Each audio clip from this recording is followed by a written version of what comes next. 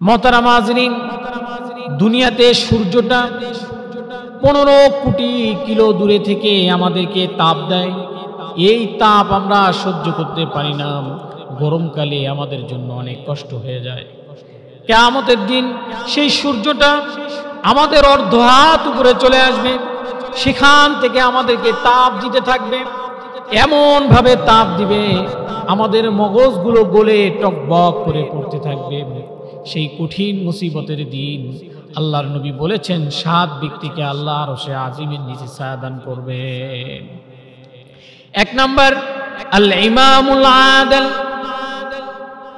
1 number আল ইমামুল আদিল, ইনসাফগার বাদশা। যেই বাদশা, যেই ইমাম ইনসাফের সাথে রাষ্ট্র পরিচালনা করবে, সেই ইমামকে, সেই রাষ্ট্রপ্রধানকে আল্লাহ সুবহানাহু ওয়া তাআলা সেই ভয়াবহ দিনে আরশে আজিমের নিচে ছায়া দান করবে। এখানে ইমামুল আদিল, ইনসাফগার বাদশা দ্বারা এই উদ্দেশ্য না শুধু রাষ্ট্রপ্রধান। এখানে হতে পারে আপনি একটা পরিবারের প্রধান, তো আপনি ওই পরিবারে যদি ইনসাফ প্রতিষ্ঠা করেন, আপনি একটা সমাজের প্রধান, আপনি যদি ওই সমাজের মধ্যে ইনসাফ কায়েম করেন, ইনসাফ ভিত্তিক সমাজ প্রতিষ্ঠা করেন, তাহলেও আপনি সেই ইমামুল আদিলের অন্তর্ভুক্ত হবেন ইনশাআল্লাহ। 2 নাম্বার ওয়াশাবুন নাশা ফি ইবাদাতি রাব্বিহি। ওই যুবক, যেই যুবক যৌবনকালে আল্লাহ রাব্বুল আলামিনের ইবাদত করে। আমরা এখন যৌবনকালে যুবক ভাইয়েরা ইবাদত করতে চাই না, অথচ যৌবনের সময়টাই হচ্ছে মানুষের সোনালী যুগ। এই সময়টা সবাই সবার কাছে চায়।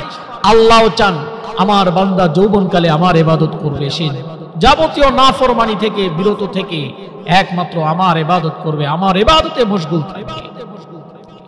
কারণ সেই যৌবনকালে সে সব কিছু করতে সক্ষম, তার শক্তি থাকে, সামর্থ্য থাকে।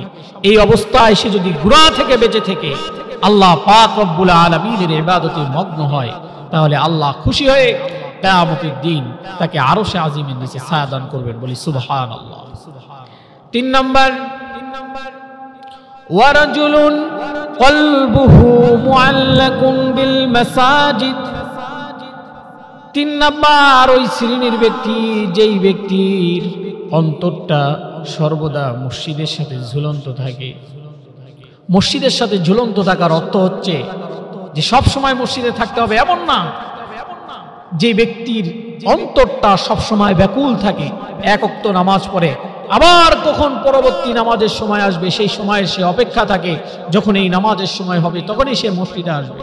এটা হলো ওয়ারাজুলুন কলবুহু মুআল্লাকুন বিল মাসাজিদ, যার অন্তরটা মসজিদের সাথে ঝুলন্ত থাকে। 4 নাম্বার ওয়ারাজুলানে তাহাব্বা ফিল্লাহ ইজতামা আলাইহি ওয়া তাফাররাকা আলাইহি। ওই 2 ব্যক্তি যারা পরস্পর একে অপরকে ভালোবাসে, মহব্বত করে আল্লাহর জন্য, একত্রিত হয় আল্লাহর জন্য, আবার বিচ্ছিন্ন হয় কার জন্য? আল্লাহর জন্য। যেই 2 ব্যক্তি একমাত্র আল্লাহর জন্য মহব্বত রাখে, আল্লাহর জন্য বিদ্বেষ পোষণ করে, সেই ব্যক্তিকে আল্লাহ রাব্বুল আলামিন কিয়ামতের দিন সেই ভয়াবহ দিনে আরশে আজিমের নিচে ছায়া দান করবেন, বলি সুবহানাল্লাহ।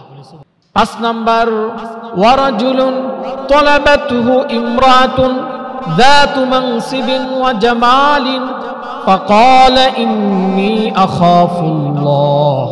5 নাম্বার ওই ব্যক্তি, যেই ব্যক্তিকে কোন সুন্দরী রমণী, বংশীয় নারী অপকর্মের দিকে ডাকে, কিন্তু সে বলে দেয় ক্বালা ইন্নী আখাফুল্লাহ, আমি আল্লাহকে ভয় করি। যেই যুবক, যেই ব্যক্তি এই কথা বলে দেয়, আল্লাহ রাব্বুল আলামিন কিয়ামতের দিন তাকে আরশে আজিমের নিচে ছায়া দান করবেন। 6 নাম্বার আল্লাহর হাবিব বলেন ওয়ারাজুলুন তাসাদ্দাকা বিসাদাকাতিন ফাআখফাহা হাত্তা লা তা'লামু শিমালুহু মা তুনফিকু ইয়ামিনুহু। 6 নাম্বার ওই ব্যক্তিকে আল্লাহ তাআলা আরশে আজিমের নিচে ছায়া দান করবেন। আল্লাহর হাবিব বলেন ওয়ারাজুলুন فتصدق بصدقة فأخفاها حتى لا تعلم شماله ما تنفق يمينه ওই ব্যক্তি যেই ব্যক্তিটা এমন ভাবে এমন গোপনে আল্লাহ তাআলার জন্য সদকা করে, এমন গোপনে করে যে তার ডান হাত কি খরচ করলো বাম হাত সেটা জানে না। গোপনে যে সদকা করবে আল্লাহ রাব্বুল আলামিন তাকে কিয়ামতের দিন আরশে আজিমের নিচে ছায়া দান করবেন। মুহতারাম হাজিরিন, গোপন সদকা এটার শক্তি পৃথিবীতে সবচেয়ে বেশি। আল্লাহ রাব্বুল আলামিন যখন পাহাড় সৃষ্টি করলেন, ফেরেশতারা আল্লাহ তাআলাকে জিজ্ঞাসা করলেন, আল্লাহ আপনি কি এই পাহাড়ের চাইতেও শক্তিশালী কোন জিনিস পৃথিবীতে সৃষ্টি করেছেন? আল্লাহ রাব্বুল আলামিন বলেন, হ্যাঁ, এই পাহাড়ের চেয়েও শক্তিশালী জিনিস আমি তৈরি করেছি। ফেরেশতারা জিজ্ঞাসা করলেন, আল্লাহ সেই জিনিসটা কি? আল্লাহ বলেন, এই পাহাড়ের চেয়েও শক্তিশালী জিনিস হচ্ছে লোহা। এরপরে ফেরেশতারা আবার জিজ্ঞাসা করলেন, আল্লাহ এই লোহার চেয়েও কোনো শক্তিশালী জিনিস আপনি তৈরি করেছেন কিনা? আল্লাহ বললেন, হ্যাঁ হ্যাঁ, এই লোহার চেয়েও শক্তিশালী জিনিস আমি তৈরি করেছি। ফেরেশতারা বললেন, আল্লাহ সেই জিনিসটা কি? আল্লাহ বলেন, এই লোহার চেয়েও শক্তিশালী হচ্ছে আগুন। এই লোহার চাইতেও শক্তি দিয়ে আমি তৈরি করছি কাকে? আগুনকে। এরপরে ফেরেশতারা জিজ্ঞাসা করলো, আল্লাহ আগুনের চাইতেও কোনো শক্তিশালী জিনিস আপনি তৈরি করেছেন কিনা? আল্লাহ বললেন, হ্যাঁ, এই আগুনের চাইতেও শক্তিশালী জিনিস আমি তৈরি করেছি। ফেরেশতারা বললেন, আল্লাহ সেই জিনিসটা কি? আল্লাহ বলেন, এই আগুনের চাইতেও শক্তিশালী জিনিস হচ্ছে পানি। আগুনের চাইতেও শক্তিশালী কি?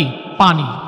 এরপরে ফেরেশতারা জিজ্ঞাসা করলেন, আল্লাহ এরপরও কি এর চেয়েও শক্তিশালী কিছু তৈরি করেছেন? আল্লাহ বললেন, হ্যাঁ, এর চেয়েও শক্তিশালী জিনিস আছে। ফেরেশতারা বললেন, আল্লাহ সেই জিনিস কি? আল্লাহ বলেন, এই পানির চেয়েও শক্তিশালী জিনিস হচ্ছে বাতাস। আমি আল্লাহ বাতাসকে এমন শক্তি দিয়েছি যে পানিকেও বাতাস শুকিয়ে ফেলতে পারে। এরপরে ফেরেশতারা বললেন, আল্লাহ এই বাতাসের চেয়েও শক্তিশালী কোন জিনিস তৈরি করেছেন কিনা? আল্লাহ বলেন, হ্যাঁ হ্যাঁ, এই বাতাসের চেয়েও আমি শক্তিশালী জিনিস দুনিয়াতে রেখেছি। ফেরেশতারা বলেন, আল্লাহ সেই শক্তিশালী জিনিসটা কি? আল্লাহ বলেন, এই বাতাসের চেয়েও শক্তিশালী জিনিস হচ্ছে গোপন সদকা। ধরে বলি সুবহানাল্লাহ। গোপন সদকা এত শক্তিশালী, পৃথিবীর যত শক্তিশালী পাওয়ারফুল জিনিস আছে তার চেয়ে সবচেয়ে বেশি শক্তি কার? এই গোপন সদকা। এই জন্য চেষ্টা করব আমরা গোপনে দান করা। আল্লাহ আমাদেরকে তৌফিক দান করুন, বলে আমিন। মুহতারাম হাজিরিন, 7 নাম্বার ব্যক্তি যাকে আল্লাহ রাব্বুল আলামিন আরশে আজিমের নিচে ছায়া দান করবেন, আল্লাহর হাবিব সাল্লাল্লাহু আলাইহি ওয়াসাল্লাম বলেন, সে হচ্ছে ওই ব্যক্তি, ওয়ারাজুলুন যাকারাল্লাহ খালিয়ান ফাফাদাত আইনাহু। আল্লাহর হাবিব বলেন, 7 নম্বরের ওই ব্যক্তিকে আল্লাহ আরশে আজিমের নিচে ছায়া দিবেন, যে ব্যক্তিটা নিরিবিলি গোপনে নির্জনে বসে বসে আল্লাহ তাআলার জিকির করে এবং জিকির করতে করতে আল্লাহর ভয়ে তার চোখ দিয়ে পানি পড়তে থাকে। এই 7 শ্রেণীর ব্যক্তিকে আল্লাহ তাআলা কিয়ামতের সেই ভয়াবহ দিনে আরশে আজিমের নিচে ছায়া দান করবেন। প্রিয় হাজিরিন, আমরা সকলে চেষ্টা করব এই 7 শ্রেণীর লোকের মধ্যে যে গুণ, সে গুণগুলো যেন আমরা প্রত্যেকে নিজের মধ্যে এটাকে আনতে পারি।